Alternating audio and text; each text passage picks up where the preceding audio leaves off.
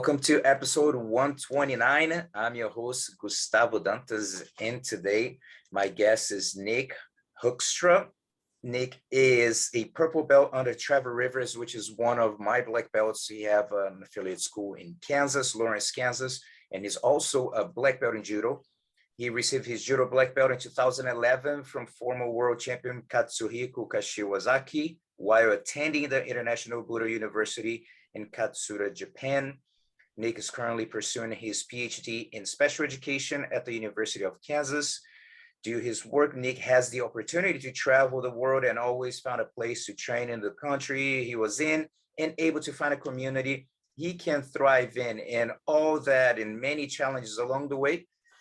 Being visually impaired, and we have the opportunity to connect last week in a seminar in Kansas, so that was awesome, Nick. Thank you for being on the show. No, thank you so much. It's a huge privilege to be here talking with you.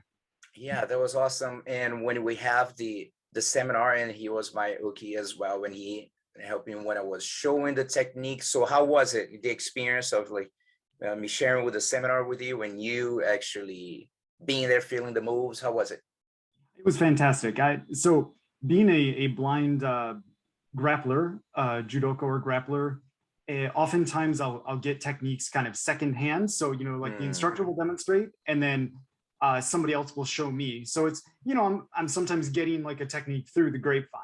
And we have some quality people here in Kansas at Rivers. So usually it's not a problem at all. But to get the opportunity to be your uke that day, like that's getting the techniques firsthand, straight from the instructor. So it was great. It was a lot of fun. And we've been obviously reviewing everything this past week. So it's been also a huge opportunity to be able to take what you taught us, and then I can kind of show that to other people who weren't there or, who just want to review it. Cool. So we're going to talk a little bit of everything for the beginning of Nick's martial arts experience. And also this would be great for instructors, for coaches, or maybe teammates, anyone that they have. Basically, we're going to talk about not just being visually impaired, but disabilities in general. So we'll have a lot of good insight and tips. So first, I know that you started with wrestling. So how old were you when you started wrestling? I was around, let's see here, I think around 12 years old when I started wrestling on a team. Growing up, I always wrestled with my dad, wrestled with my brother. But then when I got to high school, so around 12, 13 years old, I joined the wrestling team for my local high school up in Michigan. And how old were you when you lost your vision a few years earlier? Yeah, I was 8 years old when I lost my vision. So I lost, I was 8 years old. So in the US, it was between second and third grades of elementary school. I had a type of brain tumor that put pressure on the optic nerve. So the optic nerve got pinched, and it was kind of slow process from like January of that year. I think it was 92, from like January to April, I slowly started losing vision. And then towards the end, it just got progressively faster. So how was for you being that young? How was for you emotionally to deal with that transition?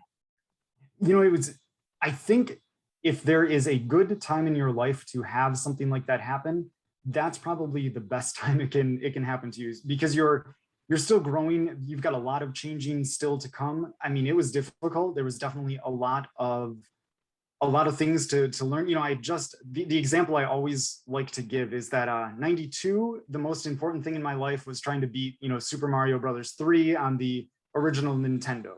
Mm-hmm. Like that was, my age group, that was what was cool. That's what everyone was trying to do. And then, like priorities change so fast, whereas like suddenly it's like, okay, now I need to learn how to walk around with a cane. I need to learn how to read again, because I had just finished learning how to read in, wow, basic elementary school.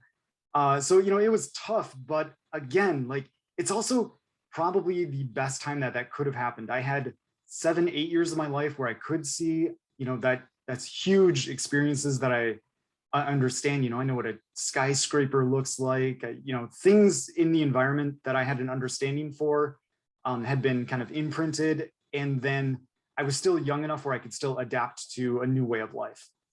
And whose idea was to start wrestling in school? I think it was a little bit of, partly my own and partly I think my parents' kind of encouragement as well. My parents were super supportive, anything I wanted to try, but really it was a combination of health. I wasn't in particularly good shape. When I lost my sight, I had a lot of medications that I was on. I gained a lot of weight. So going into high school, I was quite overweight. Didn't have like a huge community of friends, and I was just looking for something to do. Looking for a place kind of to fit in, to participate in something like a community, get some new friends. So it was something I was always interested in. And my high school had a great wrestling coach who really just said, like, come join wrestling. We're gonna beat you up. But you're gonna be part of our team. And he was a huge supporter. So there was a lot of positive role models, so to speak, for me to follow wrestling. So how long were you able to wrestle for? Wrestled for 4 years of high school. So from my freshman to senior years. Beautiful. Now, and when was the change to Japan? So you went to teach English there, is that right? I did. I went to the University of Michigan for an undergraduate degree. Got a degree in actually psychology and Spanish, of all things. And I lived in Spain for a couple years, just teaching English there. And a friend in Spain said, there's this program in Japan to teach English.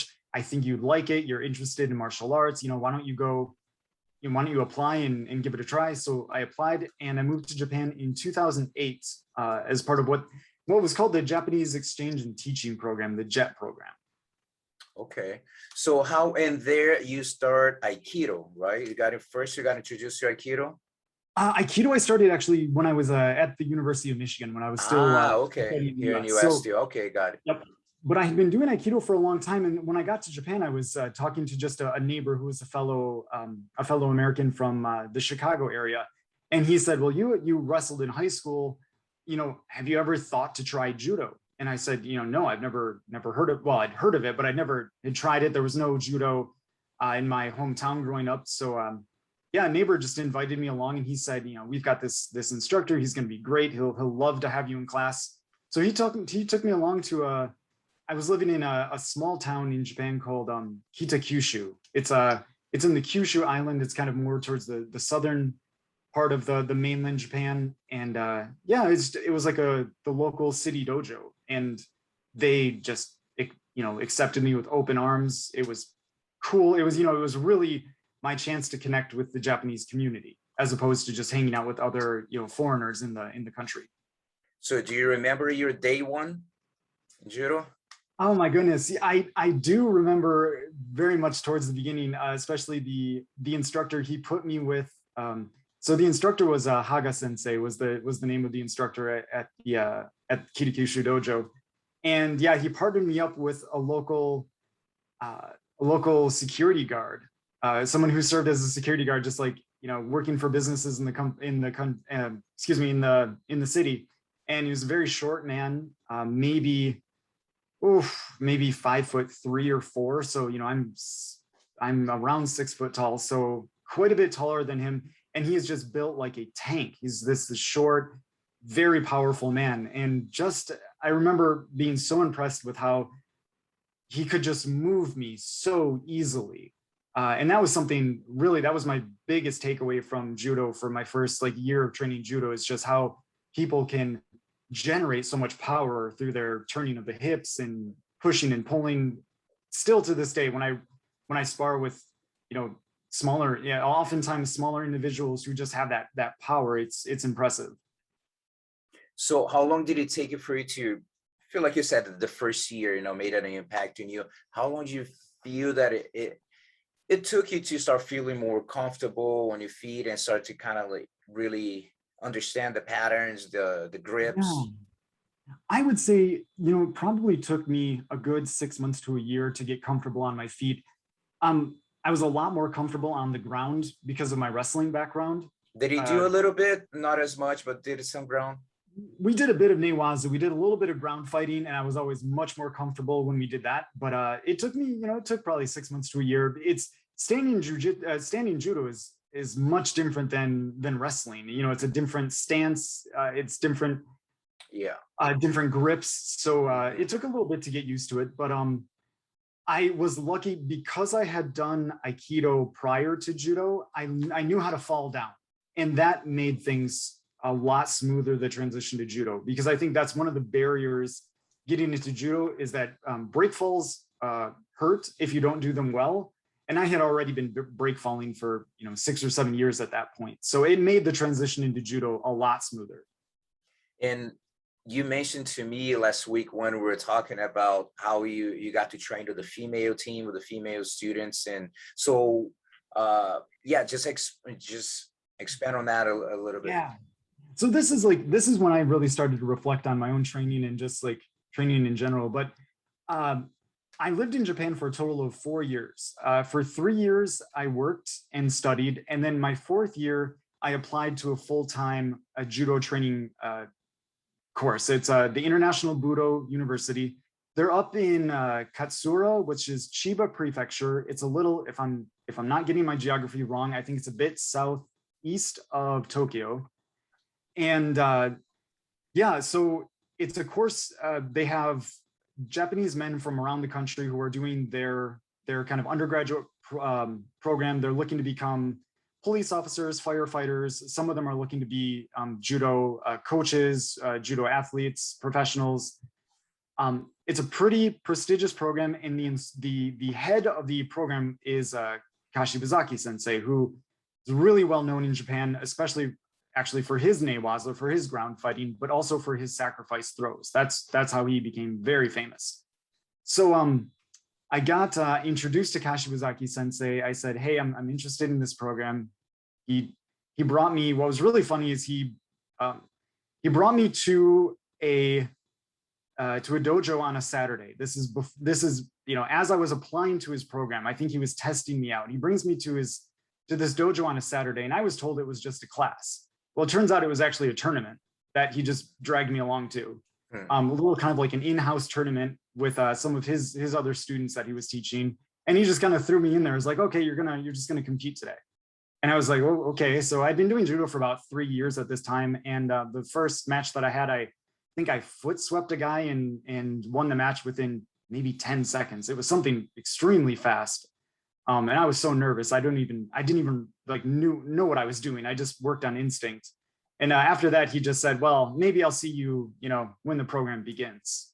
And a couple weeks later, I got accepted. Went to the university. And when I got there, what really surprised me is that nobody wanted to train with me. So I'm a blind, American coming to this Japanese university. And for the first maybe month, I would just stand against the wall during training. So it was like 4 to 7 every day. And I would just be against the wall, waiting for partners. What we would do is at the beginning of each round, kind of like everybody who was interested in sparring would kind of walk towards the center. This is a huge room. Like our dojo was enormous. Wish I could remember the exact dimensions, but we're talking maybe, 150 meters long, pure, the entire floor is just tatami. It's just mats. And we'd all walk out to the center and you'd kind of pick partners. Well, nobody ever picked me. So I put up with this for a month, and I finally spoke to Kashiwazaki sensei and just said, like, look, no one's training with me here. They either don't want to fight with me, they don't think I'm going to be good enough, or they're afraid that I'll be too good and they don't want to be embarrassed. So Kashiwazaki said, go train with the women's team, because the women's team, they're used to discrimination. They're used to being ignored. They're not going to treat you any differently. They're gonna murder you. And it was true. I went to train with the women's team. They didn't care, who I was. They didn't care if I had a disability, if I was a man, if I was a woman. They came at me with everything they had, and they're very technical. So probably for 3 or 4 months, I trained primarily with the women's team, and that's probably where I learned real technique in judo. And later, I went and competed with the men, and I think one day I won 5 matches in a day, and Kashiwazaki the next week gave me his black belt. So a black belt with his name embroidered on it. And he was awesome. I think he was so happy to see, he was super proud to see me, number one, beating the other men, especially after training with the women's team, because he was the primary coach of the women's team at that time. There was other coaches that worked with the men's team, and I think it was a little bit of a middle finger to the other coaches. So what is some of the things that you get from the Japanese culture that you took, that really made an impact in your life that you still, like to this day, you think about things that, you experienced in Japan? I think probably most of all is taking training seriously. For me, martial arts have never been, it's not really a hobby. It's part of my life. It's part of what I do, almost every day of the week. And I think that kind of dedication was really cultivated in Japan. The Japanese take their training very seriously.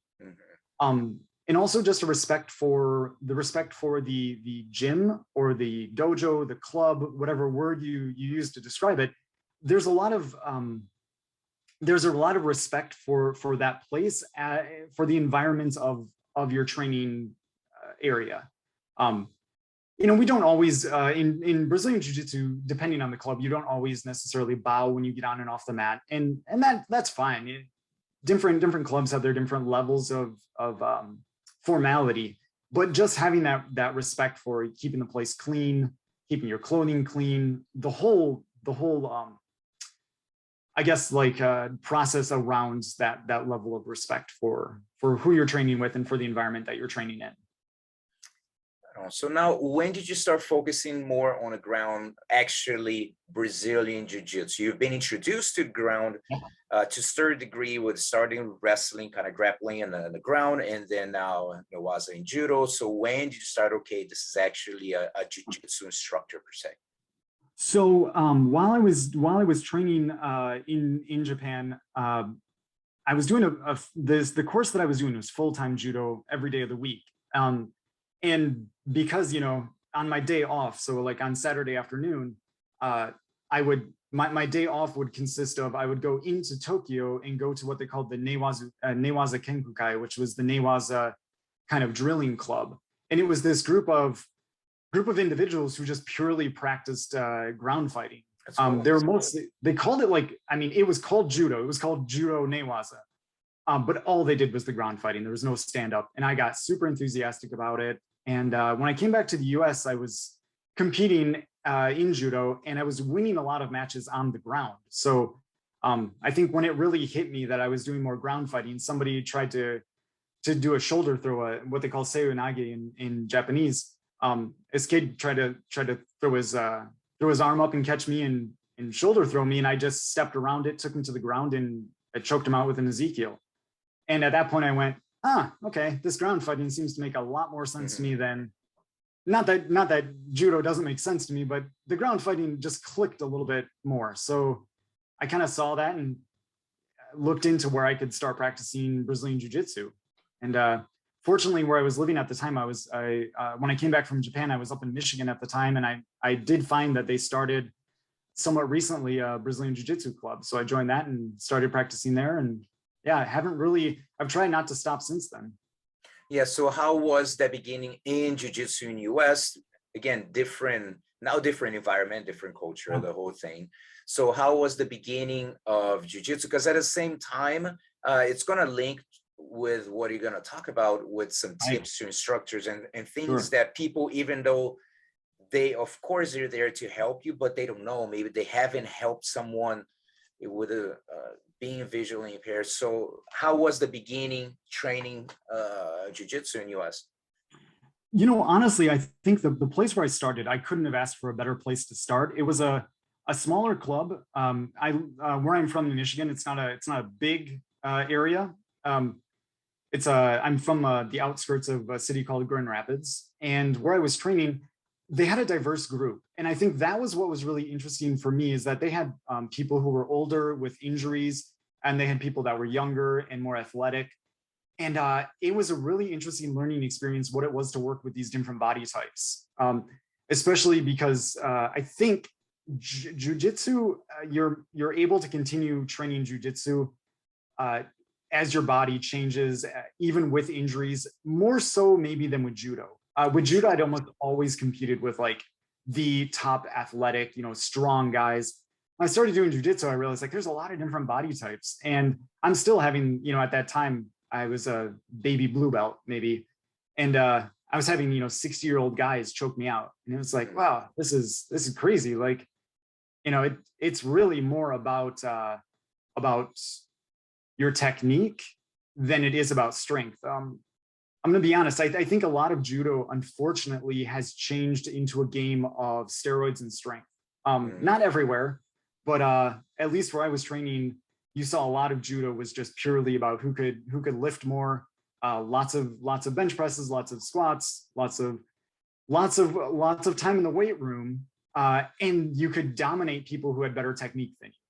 But jiu-jitsu, I found even if you were stronger than someone, you could get some great grapplers who just their technique trumped your strength.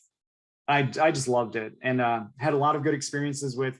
That's when I started to. That was the first time in my life where people started to use me as the uke, as the demonstration kind of dummy, and it was cool. But I also realized, like, in order to be a good uke, you have to have a level of understanding. You have to know kind of like how you need to move in response based on what the person is demonstrating. I had a couple instances where I felt dumb because I didn't know exactly how to move or whatever, but it was good because the instructors there, they kind of looked at it and they thought, how could we, make it so we don't have to teach Nick twice? Okay, let's just demonstrate on him. And it was good. I mean, it was a great learning experience, I think, both for me and for the instructors. Right on. So I have here the list you sent me. Let's talk about some of the tips. And this is for, again, I mentioned at the beginning, that could be for coaches, instructors, school owners, teammates. Just try to bring some awareness to something that until it's presented to us, sometimes we just not going to think about it. Right. And when we were talking last week, you mentioned a few things that I found fascinating, like, wow, I never thought about that. So that's the reason we're going to talk about it here. So how you want to do, Nick? Do you want me to bring it up each one and then you comment on how Sure. you want to do it? Sure, no, that works fine. Yeah, the first one is said, make sure the club or gym has an open, clear route for people to pass through when entering, leaving. This is important for everyone, but especially individuals with mobility or vision impairments. So as you mentioned, of course, it's something that if there's no one at the school that the practice, we're not going to think about it, right? Right. No, and it's more everything. I write a list of 10 tips, and we talk about people with disabilities. A lot of these apply for people with any, just anyone. But if you've got flip-flops that are just haphazardly like left around the floor, anyone could trip over those. But especially if you have somebody who's got a little bit limited mobility, if you have somebody who's got a sight impairment, those like minor impediments could suddenly become something slightly more major. But it's just having a good clear space, especially if you do end up having people with physical impairments. Currently at our club here in Lawrence, we don't have anyone with mobility impairments regarding walking, but if you have somebody who comes in on a crutch or even in a wheelchair, it's important that there is a path to get in and out. It's just the basics. Step one. Cool. The second one, I found it was awesome that you mentioned to me this last week about music, but it needs to be at a manageable level. So explain why the music is so important. Right. So, I mean, I, just like anybody else, I like to have some music going when I roll. It's great for our energy. It gets us motivated. But I've trained in environments where the music has been so loud that it actually becomes distracting. And I know it's not only distracting for people, with visual impairments, but for example, if I'm rolling and the music is so loud that I can't hear the other grapplers around me, it can start to become dangerous because, even when I'm rolling, I'm listening for the people around me. I'm trying to keep aware that there's somebody else, a couple other grapplers, over behind me, in front of me, wherever it happens to be. If the music is so loud that I can't hear that, I start to lose my sense of direction, and it can be a little bit stressful. But having a little bit of music on, it's great. The way we have it set up right now, the music comes from kind of the front of our club. It's also, for me, it's great to orient myself. So after a match finishes, after we finish rolling, obviously we've turned around however many times. It immediately helps me focus on, okay, I still know where the front of the club is because that's where the music's coming from. Mm-hmm. That is awesome. Also, one that you already talked about, use the person with disability as your yuki, so it can show the technique. Yeah, and you mentioned it, make sure to describe what you're doing while demonstrating. In order for Sure. this to be most effective, you need to make sure it's clear where you're starting. So then descriptions will make more sense. So can you Right. expand a little bit on that? Of course, yes, and you mentioned being a partner, and it would be Yep. easier, but if it's in a situation that you're not the okay. Right. So like, I mean, it's great when somebody uses me as an UK, but honestly, that can't always happen because if we want an environment to be inclusive, like that also means you can't just always use the person with a disability as the UK. But you know, when you are using somebody else, and if you have somebody with a visual impairment, or somebody even with, you know, somebody who's not wearing their glasses and might be at the back of the room, you know, being really clear in how you're describing things is super important. And I like to emphasize it's being really clear about where you're starting from, because if you're describing, you know, exactly how you're placing your arms and hands, but you didn't tell me that we're starting from half guard, then nothing's going to make sense. So it's those little details, and it also prevents, you know, sometimes people will try to describe to me what's going on, and they do it out of a good place in their heart, right? Because they're trying to, you know, okay, yeah, the instructor's doing this, but the problem is then I can't hear what the instructor's saying, and he might be pointing out something important, or it might be distracting for other people. So if the instructor starts by really describing well what they're doing, yeah, maybe I'll still need somebody to possibly fill in the gaps afterwards, but it just helps. Now we have here, when teaching a person who's deaf or hard of hearing, make sure that they are placed somewhere where they can clearly see you, especially useful if they can read lips. Make sure to face them whenever possible. Right. So it's one of those things again. In our club here, we do have people who are hard of hearing, and you know, it's just important that those people maybe get pride of place as far as making sure that they're in a position where they can see you, even if that means like an upper belt has to like take a step back. But we really want to make sure that we're doing as much as we can for the people who need those minor, you know, adaptations, or to meet them as best as we can. So if you have somebody who is deaf or hard of hearing, yeah, it's good that they are in a place where they can really clearly see.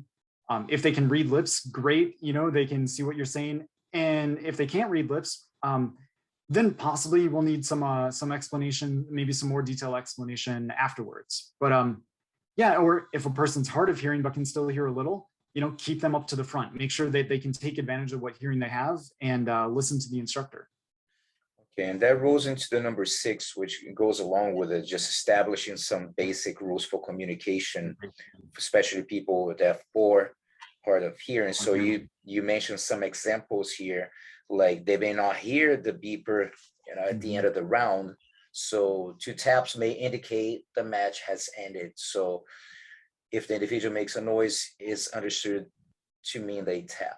So establish hand gestures as your own vocab in the gym. So that's a good tip also. Right. And it's something that I've seen, I guess, you know, it happens, it's different from every club.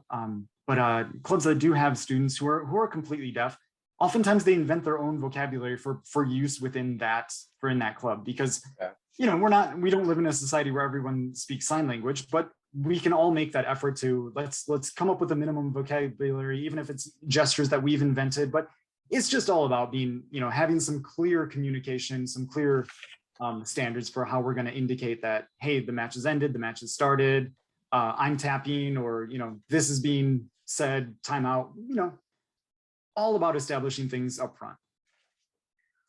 Now we have number 7, partner people up with trusted members of the club, especially if they are new. Sometimes there's a reluctance to train with a person with a disability, but this will disappear if the other members see them rolling with experienced members. It kind of goes back to your initial experience in Japan, right? And the judo experience, yeah. It goes back to my experience, and it's also something I've seen a lot of times when we have new women that start out at our club. You know, oftentimes, especially like newer members might be nervous about approaching, you know, if you've come in off the street, it's your first class, you might be nervous about approaching somebody with a brown belt. Part of our role, like as instructors, as senior students, is to look around and see, who's training, who needs a partner. And in the case of individuals with disabilities, oftentimes other members don't know how to interact with them. So they don't know, like, is this person capable of rolling? How do I have to, interact with them? So if we establish a precedent where it's the instructor rolls with them, if the instructor, partners them up with a purple belt, with a brown belt, with some trusted, members of the dojo, of the club, it's going to start breaking down those barriers and getting them right in as part of that community. Number 8, it's always good to explain students first that you're going to touch and move their body, especially for new students who are not accustomed to it. Good point. Yep. Just it's just super basic. My next point, I think we'll touch upon that a little bit more, but yeah, I mean, I think after we've been training for a while, we expect it, right? It's not a problem if the, instructor comes over me and kicks my foot over a little bit or grabs my arm and moves it, because it's something that we know that's going to happen now. But especially if it's a new student, those little things, it might not be something that they're accustomed to. So it's always good just to ease them into it, make sure everyone's comfortable. Look for signs of trauma or stress while rolling. We don't know what people have been through, especially people with disabilities, veterans, victims of abuse. So look for signs that people are getting frantic, uncomfortable, and etc. And know when to back off intensity a bit. People need to work through new experience sometimes. Yep. And again, this is a lot to do with new members of a club, and a lot of people with disabilities have experienced violence or have experienced incidences of, like, I've been mugged before. I know other people with disabilities who have had incidences where they've been attacked or mistreated in some way. It could be the same. Oftentimes if you have well, not to generalize, but a lot of females begin jiu-jitsu because of past experiences. So we have to be aware of those things, and we have to know, like, it's just a matter of being aware, right? Working with people, pick up on those signs that people are starting to get a little bit stressed, a little bit, as I said, frantic, and back off a little bit. And those will be things that you work through little by little. But a lot of these tips refer specifically to newer people who are beginning. Right on. Last one, we work together to adapt, especially for grapplers with physical impairments. We start to develop techniques in new ways. It's a great opportunity for even a coach or experienced grappler to learn new ways of doing things. I agree, 100%, yeah. That's fun. It's recently I've been working with a couple students who have physical impairments with either the right arm or the left arm, and just thinking through with them, like, how are we going to change this technique? How are we going to adapt this sweep? It's fun. It really starts to make you reflect on what's the important elements of a technique. Where is it important to have weight distributed? Where is it important to generate movement? I look at it as almost it's a fun challenge. I enjoy it, and we've got some pretty impressive grapplers who will roll with their with one arm or the other completely tucked away the entire match, and it can be a challenge to fight with them. Now, have you had a chance to train with other visually impaired practitioners? Not so much in jiu-jitsu. In judo, yes, a number of times, and it's been a really good experience. I had a chance to train a little bit with the Paralympic team from, I believe it was Venezuela. Yes. Cool. And they were fantastic. This was younger in my judo career. They were just spectacular. And then I've competed in judo. I've competed against other blind individuals. And in jiu-jitsu, I have not had an experience to roll with other visually impaired, or at least with any other fully blind individuals as of yet. But I'm sure I will come across other people as the more I travel here in the US. A lot of my training, as I think we kind of talked about at the beginning, a lot of my training has been in other countries where potentially fewer people with disabilities are training at this point. So now that I'm back here in the US, I think I will start to come across more people with disabilities.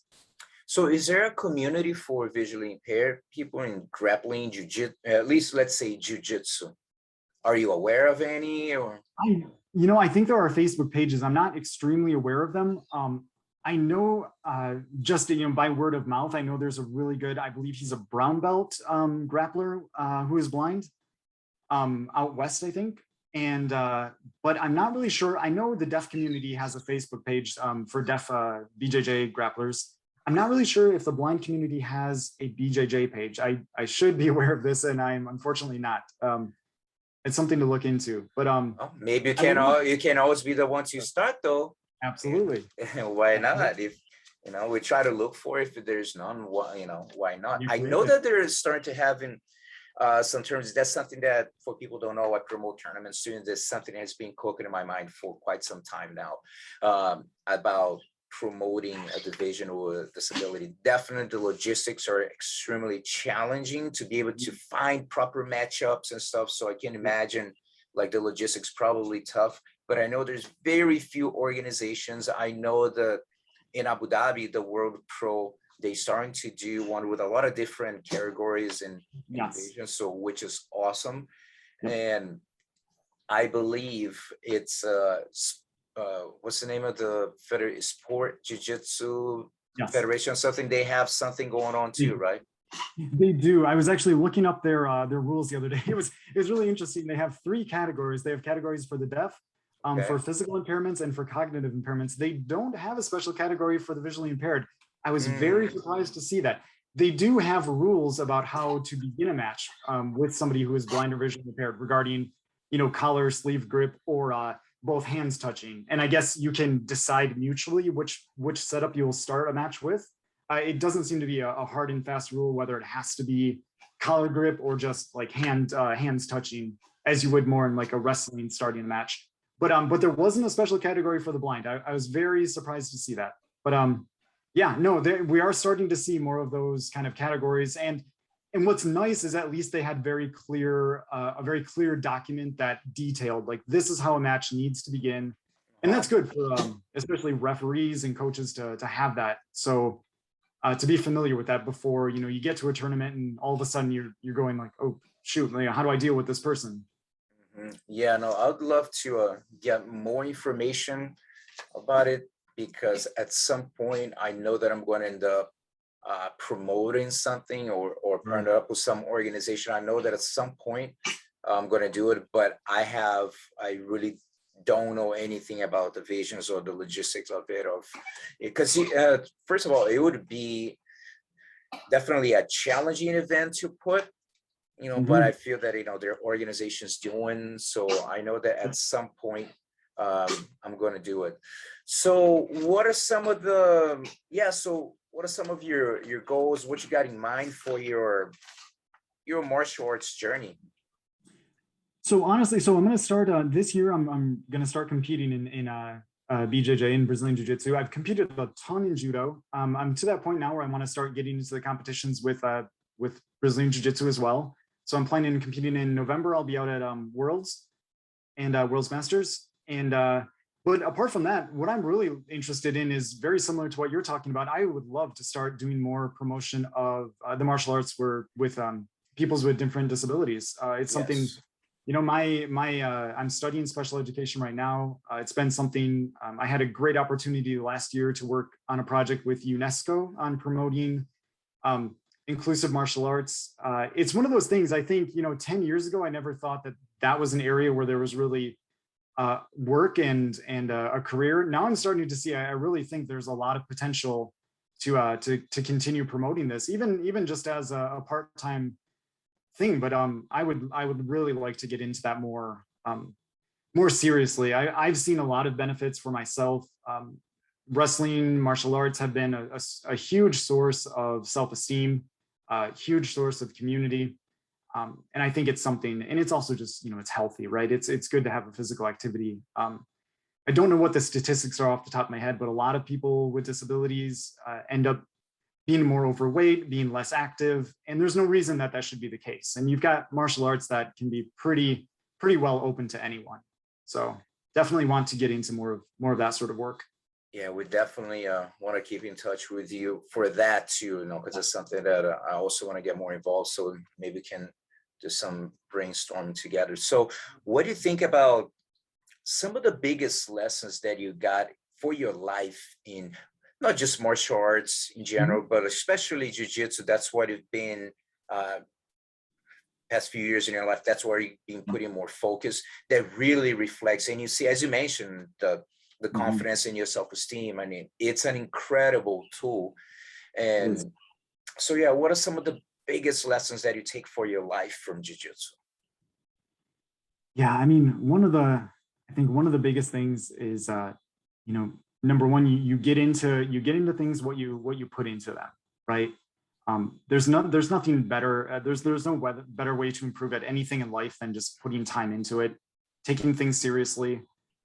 It's been, and from that, you really start to see when you've been competing and when you've been training, especially with something that's difficult like Brazilian Jiu-Jitsu, a lot of other problems seem quite relative. You know, I've got a deadline at work. I've got to write a report. It looks, oftentimes to me, it starts to seem a lot easier after someone has choked me or attempted to triangle me for 5 minutes of a match. You know, it really it starts to put the rest of life a little bit into perspective. But one of the other big things is, like, you know, just don't underestimate anyone. And I don't mean underestimate in the sense of I'm going to get in a fight with this person. Don't underestimate anyone's capacity for what they can do. You know, I've been underestimated at points.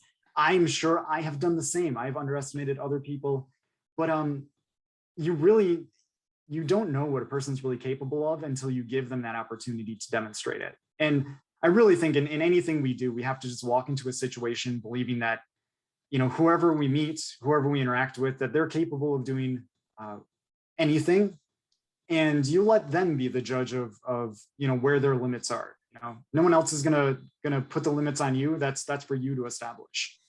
And I think, you know, jiu-jitsu in particular, the martial arts in general, have really taught me that it's, you know, we're capable of doing whatever we put our mind to, whatever we really dedicate the time to. Beautiful. And one of the things that I asked you to when we were chatting last week was, because in jiu-jitsu, you need to be present when you're training, especially as you're developing your technique. So now for you, it's like you need to be extra present as far as like being aware of, like, I'm about to bump someone, someone's about to bump me, distance managing, grips, all those things at the same time. So how is for you, this word, because it really fascinates me, the word presence, like how present do you feel that you need to be when you're training? I think there are a couple levels of this. I think if you really want to, if you're really training for a tournament, if you really want to just throw your entire brain and body into a you know, preparing for a match, then maybe you need some space around you and you need to let yourself just fully get in. But on a daily basis, when we're training, you know, you're focused on what you're doing, but you also have to kind of you have to develop awareness, develop that presence, as you said. And that's for everyone. And for me, it's about listening to what's going on around me while I'm feeling what I'm doing.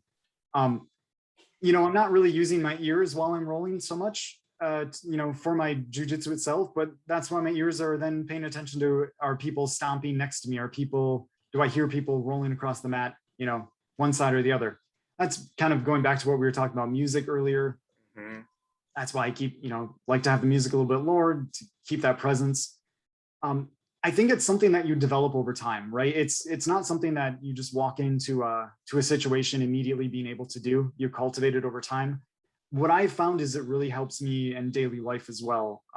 When I'm walking around, I have to depend 100% on both, like, feeling the world through my cane, through, you know, when I'm walking down the road, I'm using my cane to navigate what's in front, obstacles that might be in front of me, but I'm also listening to what's going on around me. I'm listening to people walking up behind me. And I think these all contribute to helping you be safer, both in and outside of the gym, of the club. Beautiful. Nick, man, thank you so much for your time. Is there anything that you'd like to add that maybe we haven't covered, or you'd love to share with us from your experience? Anything, suggestions, anything that you haven't touched yet? You know what? The only thing I think we've hit upon this, but it's just really good to reiterate, to emphasize, is that, you know, if you are an instructor, if you are a coach,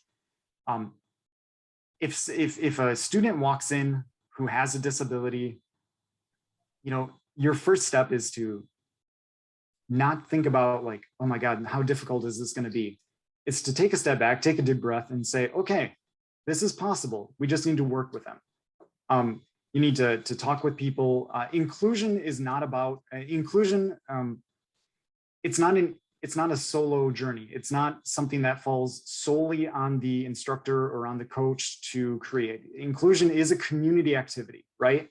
So that means you work with a community, you work with your students, you work with your colleagues, and just like, keep that in mind. So like, it can be stressful when somebody new comes in and maybe you've never worked with somebody with a physical impairment, or you've never worked with somebody with a visual impairment. Hey, it's totally possible. It's just a matter of working together with them. Don't feel like it's totally your responsibility. Errors will be made, but there's something to be said for just open communication. And the more inclusive dojo we build, the more inclusive gym we build, the more inclusive society we're going to build. It's going to benefit everyone in the end. Yeah, and I love what you said about mistakes will be made. Of course, we all make mistakes, but you did mention last week too, like I think when you start training that you hate your head. Yes. And that was a jiu-jitsu class, was wrestling? That was a jiu-jitsu class. Yeah, no, it was an instructor. I think it was like my first or second class that I came up. We were jogging, and I learned the hard way, like, okay, if we're gonna run circles around the mat, I will stay on the inside of the person, not on the outside, because the instructor, he turned to shout something to somebody across the room, like stopped paying attention for 1 second and ran me into a wall that was kind of like a pillar that was sticking out. And he took me to the hospital. I got stitches, and 1 week later I was back in the club, still stitches in my head. And this kid, the guy was like, oh my God, you're Wolverine. Like you're healing so fast and you're back. It's like, yeah, I'm not gonna let it stop, because I mean, let's be honest, like I could have done the same thing to myself while walking down the road. And I have, like, very true. Some day somebody leaves a ladder leaning against the building and I hit my head on the ladder. Does that mean I'm never going to walk outside again? No, it just means, gonna take it carefully, see how we change, see how I can, minimize that damage in the future.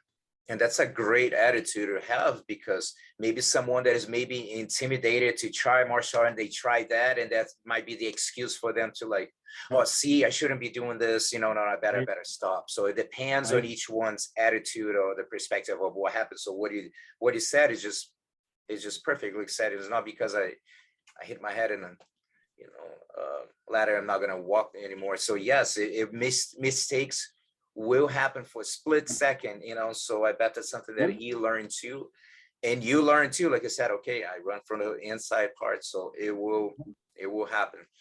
Absolutely. So Nick, thank you so much, man. I really appreciate it, and congratulations on all your achievements. And I feel that you still have a lot to accomplish in your life, and a lot to accomplish in the community too, because I believe you do have a voice. You're really studying and specializing in this, and I have no doubt at some point you're going to be leading like a community in some way, to help with the martial arts, with whatever, but like getting kids involved in sports or not in martial arts. Of course, it's a great tool. So congratulations, man, and all your accomplishments. Oh no, thank you, and thank you for your great attitude, and thanks for the invitation to come on here and talk about this. It's something I'm passionate about, and I love to find other people that are equally enthusiastic. Awesome. And all the listeners, you guys take care. Any questions, can always send me a message, info@thebjjmentalcoach.com, or you can go on my Instagram, Gustavo Dantas BJJ, and I see you all soon. Oops.